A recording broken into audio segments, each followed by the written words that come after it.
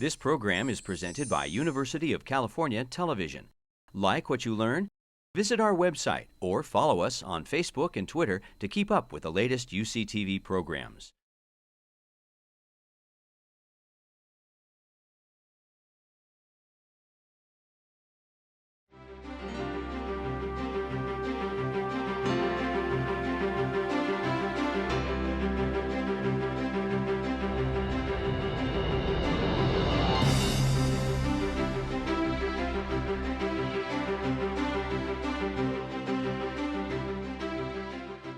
So welcome to Script to Screen. This is our second episode of the season. You know, Script to Screen studies the perspective of the screenplay from writers, directors, producers, and actors, and we're really excited that we have the whole shebang tonight. The show is produced by the Carsey Wolf Center, Department of Film and Media, and these awesome Pollock Theater interns that you see behind our cameras. But let's get right to it. So Paul, Yes. do people come up to you all the time and sing old time rock and roll? They sing it to me? Sing it to you. No. So what was it like seeing Risky Business in a theater with mostly an audience that mostly never get to experience before in a theater? Yeah, it's really different than watching it on an iPhone. And it's different watching it in a group of people. Because comedy, you know, when you test comedy, when you make these things, you want it to always pack the room. And now things are seen with, you know, by yourself or two people. So it's a different. I think it's a totally different experience. How was it for you, John, as a producer? It's very nice, first of all, to see it with, how many people here have seen Risky Business? And how many of you have seen it in a theater?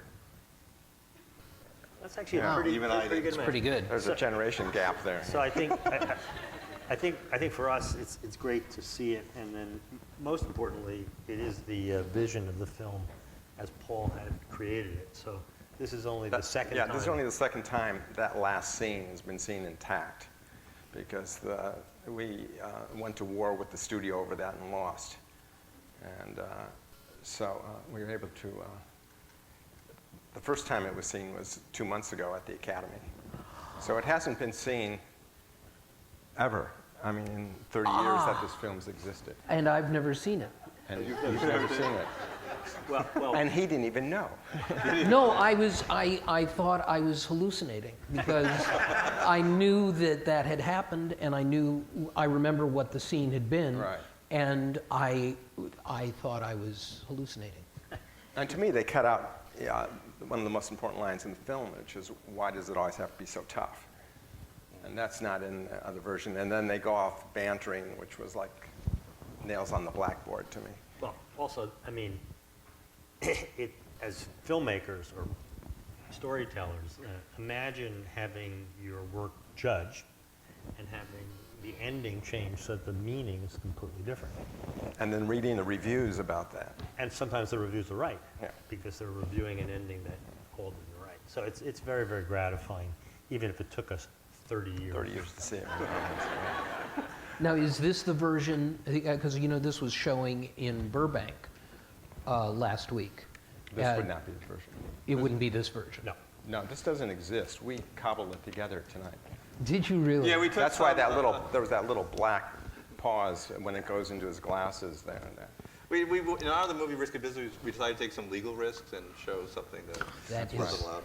But Curtis, amazing. as an actor for you though, how was it fun seeing a crowd with your jokes Oh, and kind of like I loved it. It was, I mean, I saw it a bunch of times when it came out, of course, because I'd never been in a movie before. So I saw it in 3 different cities over a period of about 3 weeks. Detroit? Detroit, New York, and Los Angeles. No, Detroit, New York, and Chicago. So I saw it a ton of times when it first came out. And, but I haven't seen it in 25 years, probably. I don't know. Yeah, the thing about Curtis is we cast for like 6 months. We 6 cast- months? More than that? Okay, we cast for a long time. And when Curtis came in, he had that character nailed. What you saw on there is what you walked in with the door. Yeah, right there. yeah.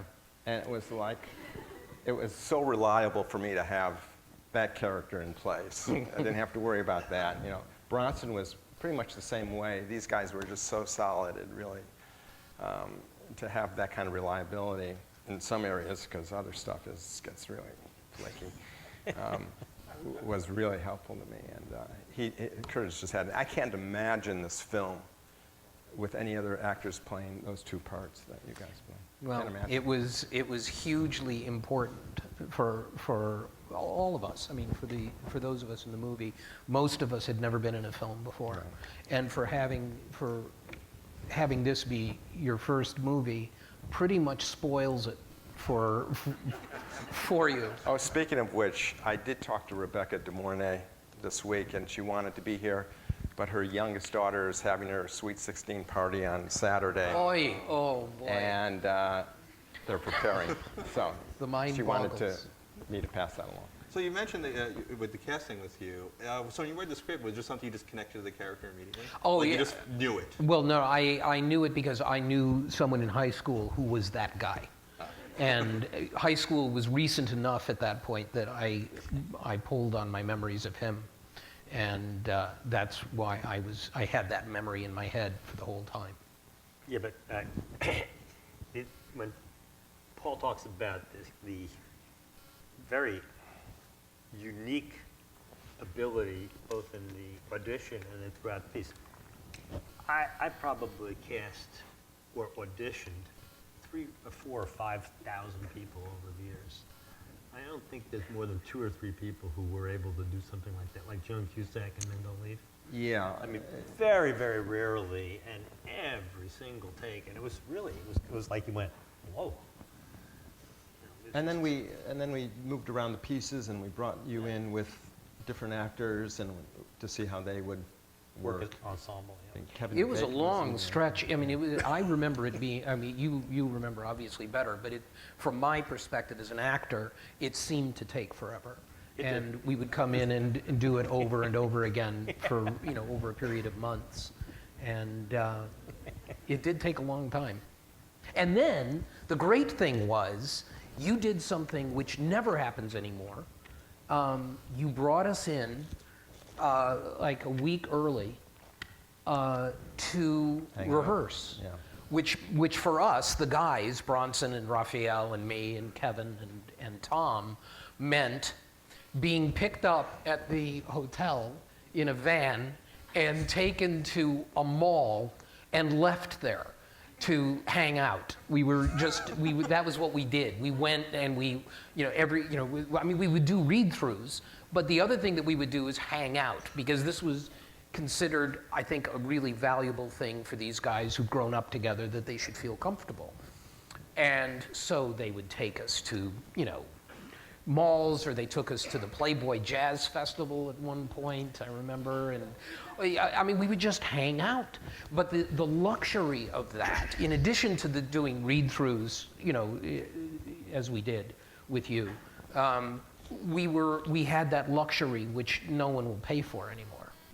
Now they expect you to just show up and be natural. And then what did you guys see in Rebecca? Like your scripted character, what jumped out for you when she was casted, or?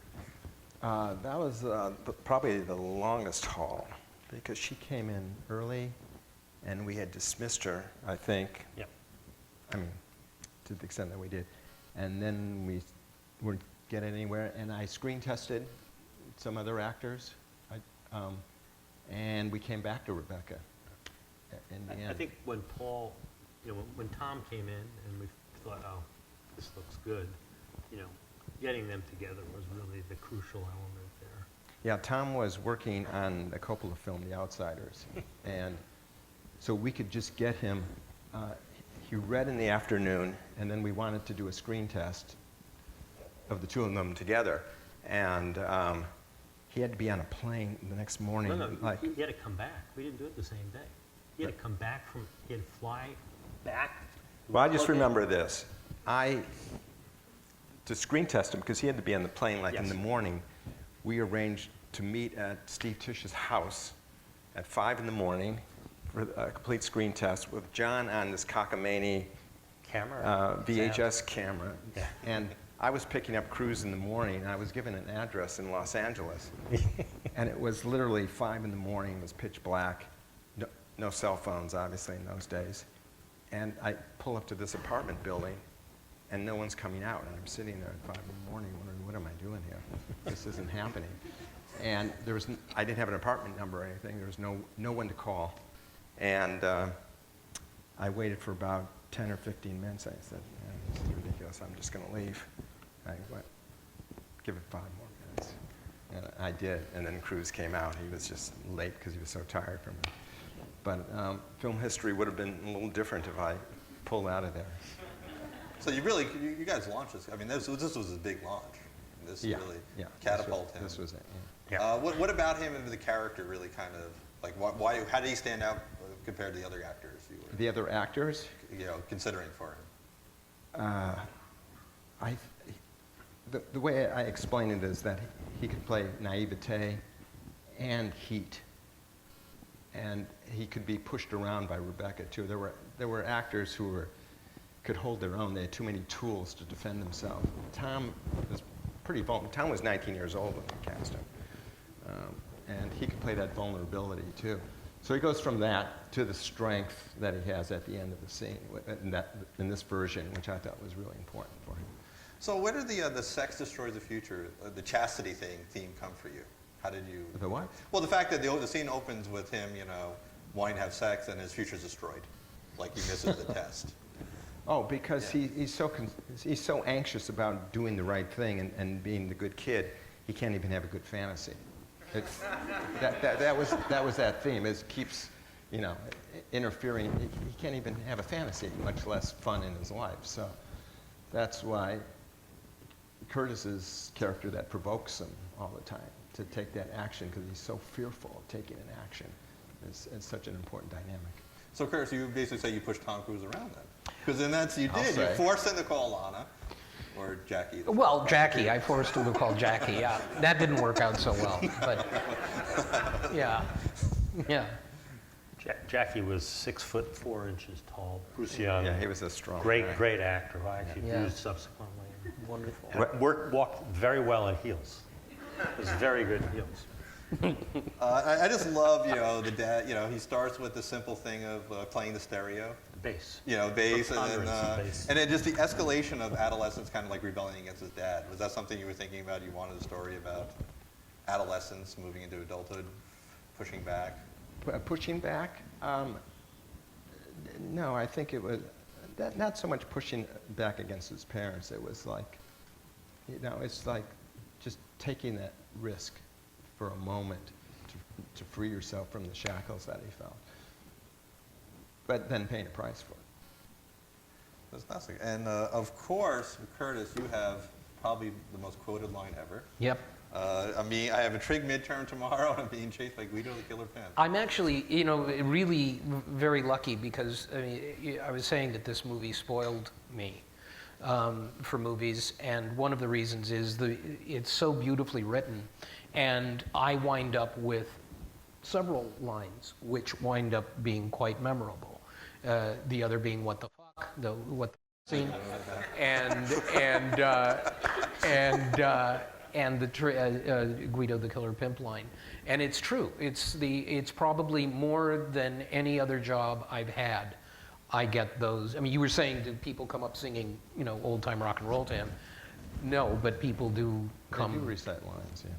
Sorry? Yeah, they do recite lines all the time. Oh, yeah. I was on a long trip to New York with this guy next to me, and this was like just a few years ago, and he was like going through the whole film. It was like, Yeah.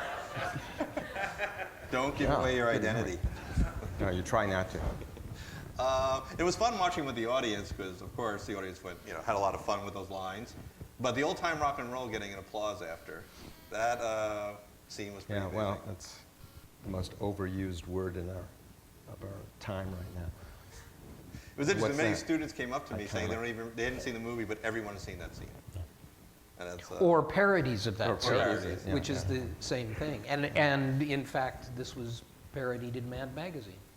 Did you ever see the Mad Magazine? I have not seen that, but I did see, there was a famous one of Ron Reagan Jr. doing the dance on Saturday Night Live Yeah. when his dad was president of the United States, Yeah.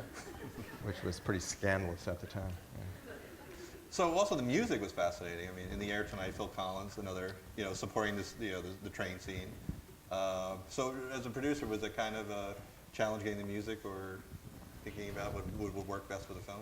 Well, a number of the cuts Paul had already chosen and actually played for me before he had finished the screenplay. Right, I wrote to some of the music. Yeah, so the Collins and old time rock and roll. Music for 18 Punk, musicians. Yeah, so we sort of knew what we were aiming at, and this was coming from Paul. What was surprising, among many things, was that we were working with David Geffen. And David Geffen ran Geffen Records and was literally considered a genius in the music business. And as we started putting the music together, we thought we had a really, really cool soundtrack. I mean, like maybe revolutionary.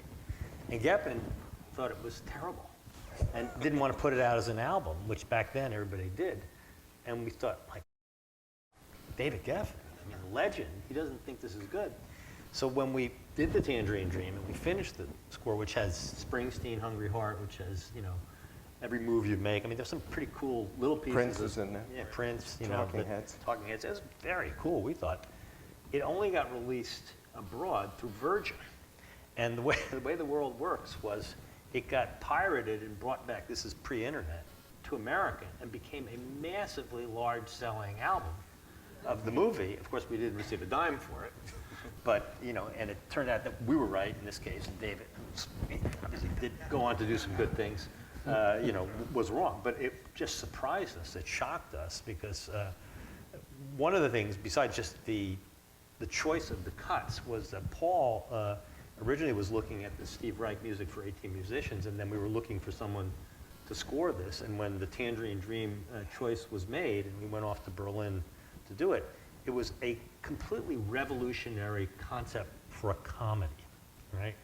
And this again was Paul's vision, as I understood it, which was, this embracing the dark side. So instead of doing little twinkly twinkly music and telling you, okay, you're stupid, you laugh here, it was creating the mood and telling the story, and you had to follow it. It was a little less, in my opinion, condescending to the audience. And that was a very, very big deal. And something, by the way, which rarely still happens. More often than not, particularly with the big studio films, they want to tell the audience, you're stupid, this is where you're supposed to be scared, this is funny, laugh. And so that was a very bold choice. And in keeping with the notion, can you overcome your fears and be yourself, or are you going to be overwhelmed by them and be some facsimile of what other people want you to be? One word on music. We hired Tangerine Dream, which is a German band. There was 3 guys in the day, and they sent their first idea over here. I didn't like it at all. They were trying to write to a teen movie, which was not the way I wanted to go. So we had to decide whether to stay with them or hire someone else. We had talked to a lot of other composers. We decided to get on a plane and go to Berlin to work with them. So we go to Berlin, and they work in a church, which they converted to a studio, and they only work at night. So we'd start work. In Spandau, which was like that prison for Hess and everything, and literally 6 o'clock at night to 6 in the morning. 9, and then we'd work till 5, 6 in the morning every night. So, but they were great. They were good collaborators, and in 10 days, roughly 10 days. Wait, Paul. You're leaving out the drama here. The first 6 days, okay, there was not one piece of music that was created that you liked. And we were scared out of our mind because here we are taking this trip to Berlin. We're in the middle of a fight with the studio. Over the ending. That is such a big, ugly mess.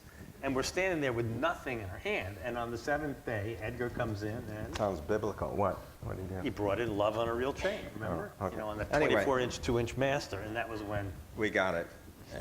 And so we got it. I mean, it was quite good. Now it was last year, maybe 8 months ago. Tangerine Dreams came to the Granada here.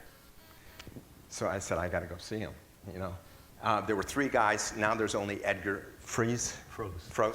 Yeah. He was one of the original guys. He's in his 70s now. They're playing at the Granada.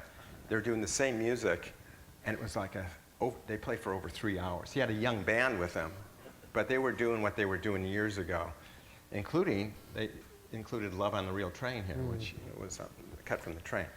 So I wait for Edgar to come out of the Granada there, and I'm standing there and I'm holding like 6 pictures of us in Berlin from 1983.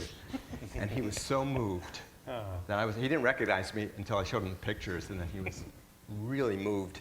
And he said that 60 to 70% of their success was due to the movie. It was really a sweet thing. They're still going. So one of my other favorite characters, Guido. Yeah, Joey Pants. I love the scene when Joel calls him Buster and a-hole. That was got a lot of good laughs. Talk about how you developed that character, because Joe Pantaleone is a terrific actor. Yeah, well, I wanted someone who was kind of a weasel, who had that feeling to him. But here's a little side story. David, who, first of all, David's the only guy who would make this film. No studio wanted to make this film, including the studio where I developed it at Warner Brothers. They didn't want to make it. David Geffen was the only guy who wanted to make this film. So we owe him a debt of gratitude for that. And he was also very supportive while we were shooting this thing. We got into a fight over the ending, but he was very smart about giving us enough time to figure things out, and if we made a mistake, to go back and fix the mistake. And there were mistakes made. We had to go back and reshoot a couple things. He visited the set one time, and we went out to dinner, and he said, it's your film. I'm not going to tell you how to make your film, but I want you to fire Joey Pants. I don't like the character. And I said, no, Joey's doing a good job. I want to keep him. He said, no, Joey goes. I said, nope, Joey stays. This went back and forth. I said, well, I don't want to tell you how to make your film, but I want Joey gone right now. Did he say what was bothering And I said, about him? no. They didn't feel he was threatening enough, I think. They wanted something, I don't know. But I got what I wanted, and Joey stayed. So it was the character I wanted. How was that for you, John, getting in the middle of that one? I thought you weren't really in the middle of that one. No, I was at the dinner. And he did say why, but I'm not going to repeat it. But that was the only thing that David, his minions were sending me notes, which were driving me crazy. Yeah, that's true. But I don't know if that was David or his minions. So well, that was relative criticism at that phase. That seemed tame later. Yeah. But him and Tom, that scene in the truck at the end was hysterical. And they played it so subtly. Guido was so good with selling him back the furniture. I can't imagine if you pushed too hard, it would have. Well, also, one of the things that was very important about the film was, in many ways, this was Paul's reaction to The Graduate, which was 1967. And now we were shooting in 82 or 83, I can't remember exactly. And, for our generation, when The Graduate was made, there was a notion where the line plastics was mentioned, and plastics at the time meant everything that was false and bad in the world. And this was a very idealistic time, things were changing, and it really rang true for our world, that we didn't want plastics, we wanted a better world. Forget what happened. By the time Paul was making this movie, Reagan is president, there's been, quite a bit of bad economic times. And as the kids in this, one of those opening scenes, are saying, do you want to do something? No, we just want to make money. So in a way, the world had changed from plastics being this anathema of everything to the kids of this time would have jumped at any opportunity to earn a living. So that was sort of the thematic nature. And it was a very important, and I thought, very, very sharp perception, and then a way of enunciating it through the narrative. So when, at the very end, when Joey Pants shows up and says, in a sluggish economy, never ever with another man's livelihood, now how does that come out of a guy, who's carrying, a shotgun or, assault weapon, that kind of thing. It was, again, a very tonal balance, which Paul is uniquely gifted, I think, at executing. So that was what that world was, and I thought that was part of what was so important about the kind of tone. You see, you're a smart kid, Joel. You're a smart kid, Joel. That's the way. That's what the character was, and I don't think that subtlety was something that really landed to David initially. Well, the thing is, too, about the ending, you know, when I was trying to convince him, in Rebecca's face at that last scene, you see the dark side of capitalism, you see the sadness and the trouble this girl is going to be facing, and it's what Tom sees in her face, too, and it's real, and it's sad, and it's dark. So I'm trying to explain the dark side of capitalism to a guy who's intent on becoming one of the wealthiest guys in the world. You know? I thought, that's really a fool's errand. You know? And he did. And he did. That So was David. Curtis, great script, great scene. Were you disappointed they didn't give you Alana character? Alana character? No. I was fine without Alana character, actually. But, I mean, that seemed to line up more with my actual life anyway. You know, so, you know, you talk big about Did you not smoke having... a pipe? I did smoke a pipe at the time. I actually did smoke a pipe. That wasn't my pipe. It was one of the camera crew. There was a guy on the camera crew, and you had a sudden idea, because we were shooting that scene, and you said, and this guy always had a pipe, and you came up and you said, let's try it again, only this time, reach in and take a pipe out and light it. And we borrowed his pipe. It was just something you decided you wanted to see. But it was perfect, because I'm That so, affectation, yeah. I mean, it's such bull.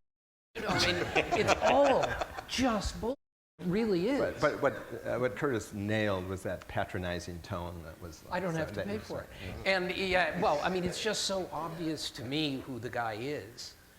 But unfortunately, a lot of me is in there. So there you are. One thing I loved about this movie is the visual style. You took a lot of care in making sure everything. Like my favorite scene we were talking about with my students, you know, during the movie is what Joe calls Lana. He puts on a mask. Yeah. He has a red blinking light. And it's really subtle. It's something in which our production students learn. You can do things very subtly sometimes. Yeah. Is that something you really wanted to capture, kind of make it a very unique style? Yeah, I mean, conceptually, I backed into this whole project tonally. There was a tone I wanted to capture, which was a mix, and I thought lacking. Well, I wanted to make a film that if I were still in high school, I would have wanted to see. That didn't exist. And then I went to tone, which was kind of mixing. I thought, gee, I was very influenced by a film called The Conformist, as John was too, which was beautifully shot. And I thought, why can't you do something like that? Mix it with humor, mix it with sexuality, and kind of see where that goes. With a score that has nothing to do with melody, it's just texture, basically, and tone again. So I had that mix in mind, a little bit on the dark side, if you will. Then okay, now themes. What am I doing here, you know? And then I found my themes, which had to do with my take on capitalism at the time. And then I had to find the story. And Curtis, as an actor, I mean, it must be pleasurable, like when you have a camera that's more moving, it's more visual, that you're just, you know. Well, it was all new to me because I had only done stage work, so I didn't know anything about film. I knew nothing about film. And so that part of it, I was just trying to focus on what my job was, and I didn't pay any attention to that part of it. I think the most important part of it for me as an actor was understanding from talking with Paul, knowing that he had spent so much time developing this, and he had what he's talking about, the image that he had, how he wanted it to be visually, you know, and all of that kind of thing. I was really, more than almost ever, one or two times since, been really conscious of the fact that I was responsible to deliver something that had been long aborning, you know, that it was a large thing. That this wasn't I wasn't just working for a director who had been hired to do something. It was something that came out of him and was really critical. So when he would give me direction during the course of the filming, it was always something that I paid extreme attention to, because I was always aware of the fact that he knew so much what he wanted, even down to very, very tiny details, even into, you know, looking down when you say something, which I remember that particular one during the chase. What was that? It was during the chase. It was one of the lines during the chase when we're that like 3-week period we shot at night. It seemed like 3 weeks. And there was something that I said. I can't remember what it was, but you said, "Don't look up, look down. You're talking to yourself," or something like that. But I mean, it was one of those things where he didn't give a lot of direction, but when he gave it, you paid attention because you were so aware that he was so in control of what he wanted. Now, John, did you freak out when you saw in the script that we got to destroy a Porsche? No. What I freaked out was when I called the head of Porsche America, who was represented by a good friend of mine, Joe Shapiro, who was the stunt pimp in this, by the way. And I got on the phone with him and I said, "Can we get, a Porsche free?" And he said, "No, no way." I said, "Come on, this will be phenomenal for, your brand." And he said, "Are you kidding? We can't do that." I said, "This is exactly what the kids will love this. I mean, forget the fact that we actually use the line in a comic manner. Porsche, there is no substitute after having a chase. This will make this car a legend, And he said, and I'll get fired." So cut to, we shoot the movie, and it comes out, and the Porsche scene becomes a very big deal. This guy calls me up and says, "I still would have been fired, but you were right." I thought, thanks. It cost us $28,000 or whatever to get the Porsche and then get a shell and take it out so we could dump it in the water. But that wasn't, that wasn't the expense that was difficult for us. The difficulty for us was two things. One, even though Paul had written and had some experience writing, and I had produced and had some experience producing, was that Paul's nature is very specific. And his visual style, I loved it from when he first told me it, and then when he started shooting it. And it was very exacting, and it was really good.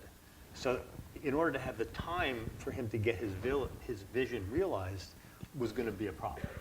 And it was. And we just had to figure out how to do it and get enough time and enough money to do it. So that was more, it was the level of execution and the precision and visually, I think this film holds up extremely well visually, and the use of, graphic elements. And knowing Paul as well as I know him now, he couldn't make a film in a different way. It just wouldn't be of interest to him. He just couldn't do it. So it was his demanding need to make those frames really strong. And he fought for them, and I think he did a really good job. And by the way, we had 3 cinematographers. Yeah. We fired the first guy, Peter Solo, because he was a jerk. But it's okay. If he was a jerk and he did a good job, we would have kept him. But he just put too much light spilling all over the place, and he wouldn't do what Paul wanted. And we had to shoot on Michigan Avenue, and you could shoot with some available light, and he didn't want to push the stock, all the little stuff. He just basically wasn't responding to Paul, even though he did, some good frames. And then we had Ray Villalobos, who did a very good job, but then he had to leave. There was a scheduling problem with Ray. And then Bruce Surtees, who was formerly known as the Prince of Darkness, came in and finished up for Paul. And he also did a very, very good job. I loved working with Paul. Yeah, Bruce was interesting because he's really talented. His father was a famous Brilliant. cinematographer. And Bruce was capable of great work, but he was a little bit lazy. So, he'd be lighting and he'd say, "We're lit." And I went, "Really?" I don't think so. I'd say, now be an artist, now paint with light. And he would get very excited by that, He wanted to hear that. And then he would go to work, and then he did really good stuff. And Bruce did the train sequence, I thought was pretty cool. Although there's a lot of editorial work that went in there too, because we're playing with double printing in different rhythms to get that kind of expressionistic feel that we wanted. And we were going like printing patterns 2, 3, 3, 4, 4, 2, 2, 4, 4, 1. Different rhythms of double printing that thing to give it a kind of a odd strobing effect, which took us weeks to do. Can I try to explain it a little differently? And see if this makes it. Paul was cutting with Richard, and he was playing, I think it was the Steve Reich music. By the way, this would be a lot easier to do today because we had to send the stuff to the lab and get it back all the time. This was, on a chem, okay?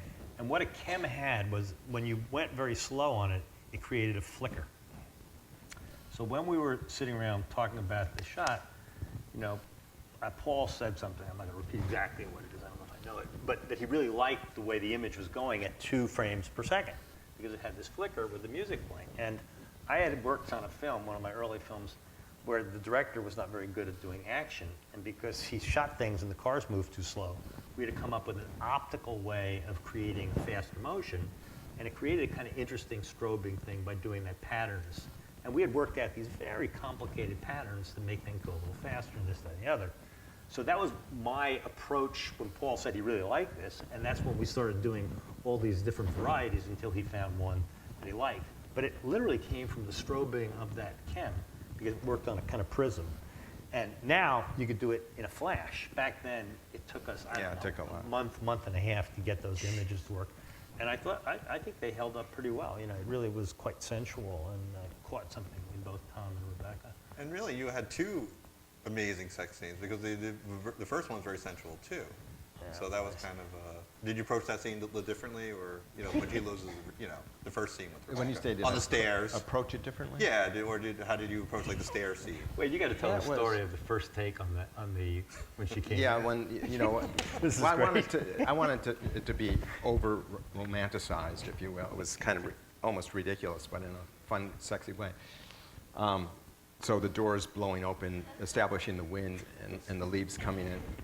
Well, the first take, either they didn't have the fans up high enough, or I don't know what it was, and they had a bucket of leaves, and it just like they threw it in and it was just clump. It was like. So you got the Tom and Rebecca It's going like at it. everything. There's a little clunk, and we're like looking like. And there's a pile there. It was like, all right, let's set it up again. Wait, and I think the second take, they blew too much. The fans were too big, and they blew I it. just remember the It's just, clump. and finally we got to the third take. It was pretty good. Well, I've been hogging a little, so we have time for a few Questions. questions from you guys.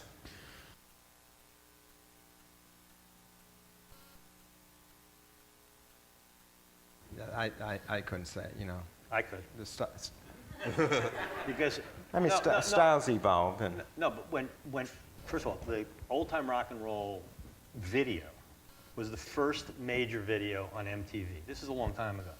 And the style of Paul's subway sequence, literally for the next 10 years, was the style of most of the MTV videos and most of the commercials and all the subway sequences that you've seen. ever shot.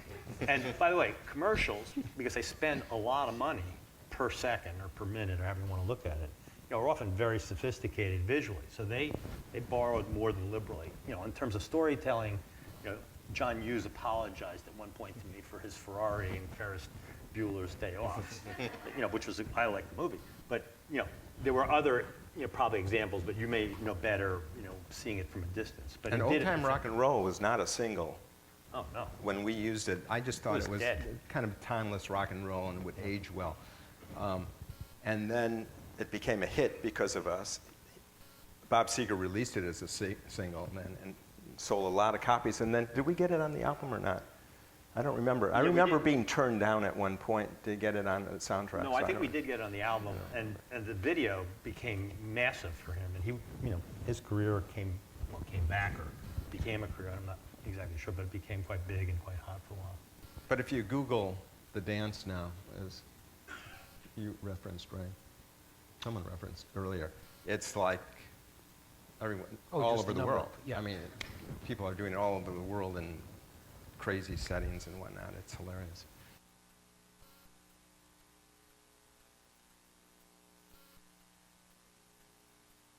It's a totally sarcastic, cynical line because, again, he's coming off of seeing the sadness in this girl and concerned about her future. I literally sold the project. I had that line before I had anything. I had the last line here. My name is Joel Goodson. I deal in human fulfillment. I made $8,000 in one night. Isn't life grand? When I pitched the project originally to Warner's, I had those lines, and the studio exec laughed and made the deal. But in terms of added, it's very cynical, dark line. That's what I meant it to be. So if that answers your question.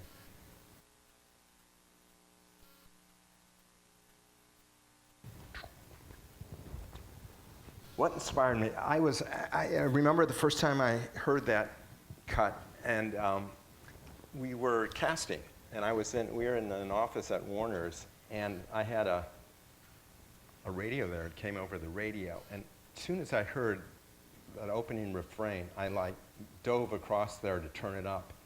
I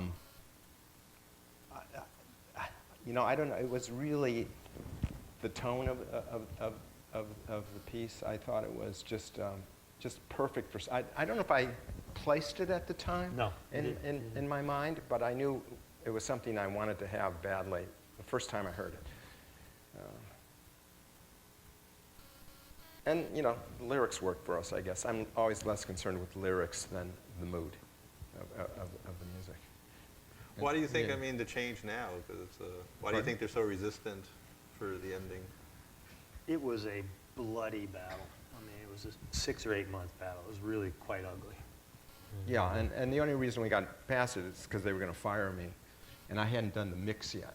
And I knew what I needed to do on the mix, and there was no one else who was going to be able to step in and do that. But they were going to have someone come in and just shoot what they wanted to shoot.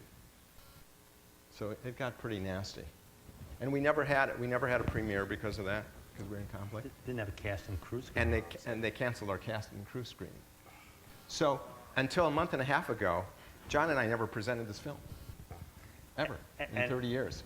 And Paul, also, the lines at the end of the movie, you asked the question, because in the ending that came out, the lines are not, "My name is Joel Goodson, I deal in human fulfillment, I made $8,000. That's part of it. But no, it was Time of Your Life. Time of Your Life. It was a much different meaning. They wanted an uplift at the end. And it didn't deal, your question and his response wasn't answered by what was ultimately in the film, which was a very frustrating thing. Yeah. It was. In my role To me, as a it turned the film supporter. upside down. Yeah. Yeah, having done Yeah, this they did. many times, we had a screening down in San Diego of both versions. And the version that the studio preferred tested better. In my experience, which is pretty considerable at this point in time, 4 or 5 points, Andy knows this as well or better than me, there's some differences that are statistically not meaningful, and there are others that are. And, I actually have the test results. They're sitting in my desk drawer. Whenever I need to get angry, I just look at them. It's not that often. I need to help it. But it wasn't that significant. It was one of those ones where they wanted to claim victory for a number of reasons. And fundamentally, they didn't understand what Paul had done.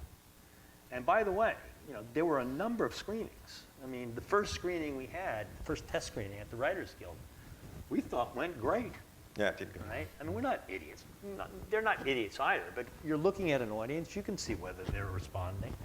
And they were looking, like so glum because there was a darkness to it because the question you asked, which was something that was very important.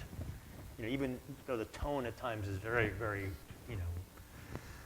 comic, it was asking questions about capitalism throughout the whole piece.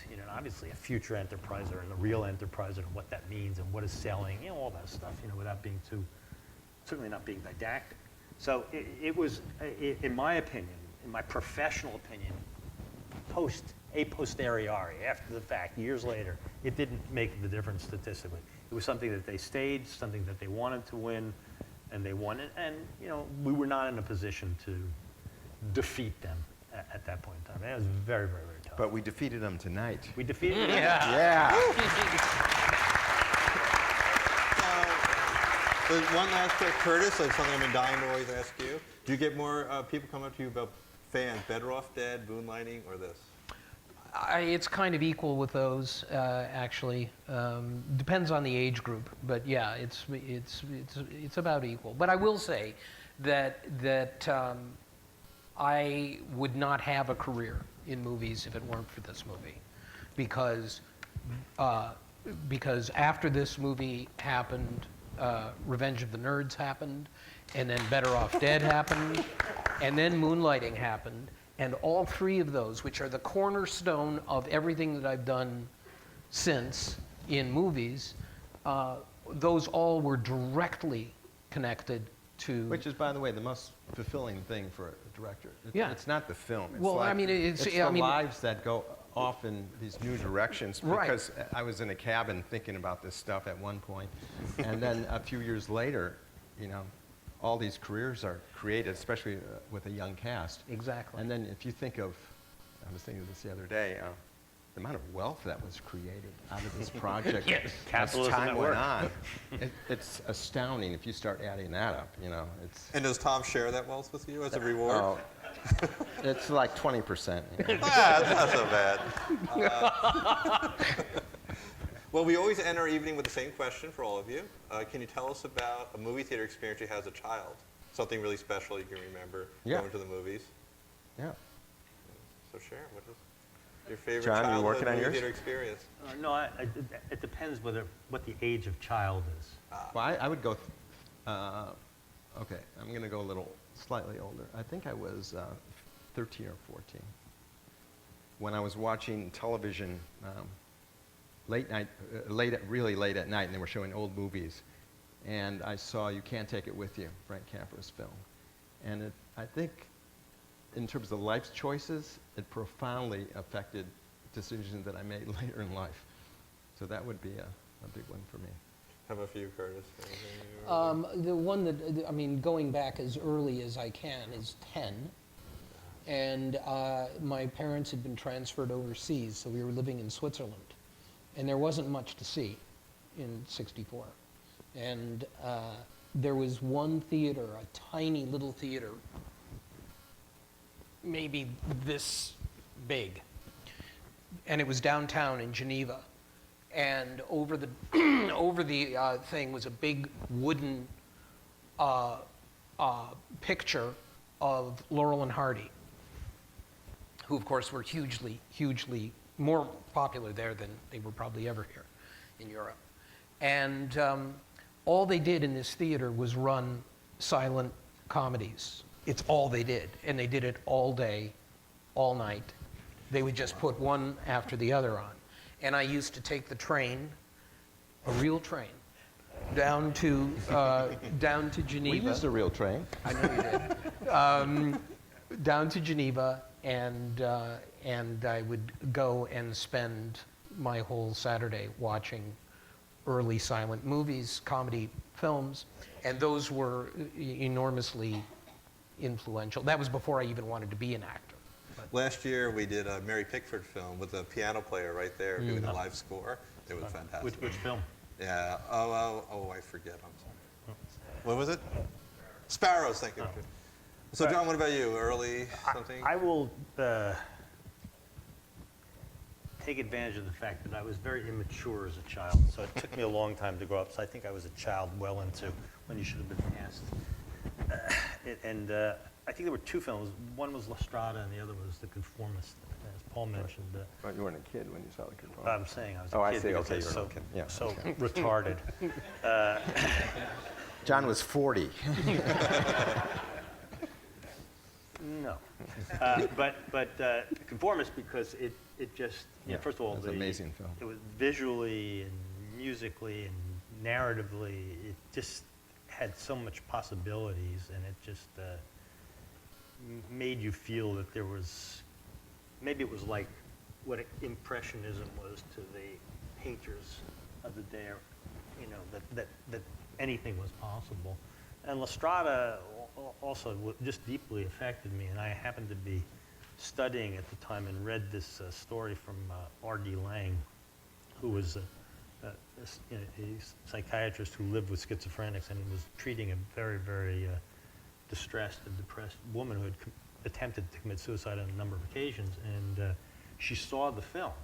And in the film, for those who haven't seen it, there's a scene where Richard Basehart, playing the fool, tells Julieta Messina, who was the wife of Anthony Quinn, and was basically an abused woman, a very simplistic philosophy of life, which is that everything has a meaning, even a grain of sand.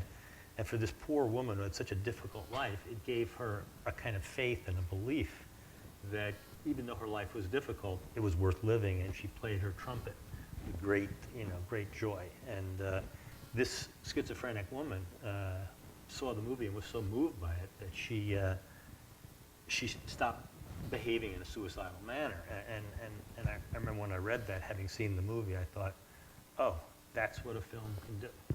That's the connection that it can make, that it could, in a way, save a life or affect people. And I thought, that's pretty amazing. Never left me. Well, I would like to thank all three of you for one of the funnest nights we've ever had here.